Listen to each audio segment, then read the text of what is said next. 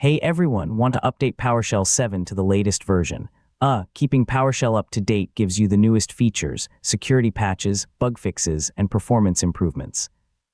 In this full guide, I'll show you exactly how to update PowerShell 7 on Windows. So let's get started. First, check which version of PowerShell you're currently using.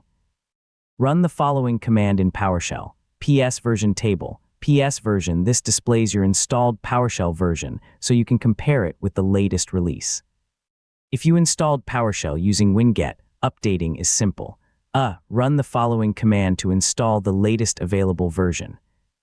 Winget upgrade Microsoft, PowerShell winget automatically downloads and installs the newest stable release if an update is available. If you originally installed PowerShell using the MSI installer, visit the official Microsoft Learn page or the PowerShell GitHub Releases page and download the latest Windows installer. Then run it to upgrade your existing installation. Follow the installation wizard and complete the upgrade. Your existing PowerShell 7 installation will be updated while preserving your personal settings and installed modules in most cases. Once the installation finishes, reopen PowerShell 7 and verify that the update was successful.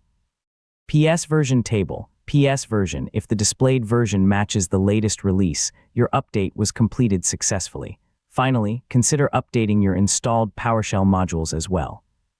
This ensures compatibility with the latest PowerShell release. Update module, you may be prompted to confirm updates for installed modules, and that's how to update PowerShell 7 on Windows. Keeping both PowerShell and your modules up to date helps improve security, compatibility, and overall performance. Thanks for watching, and I'll see you in the next tutorial.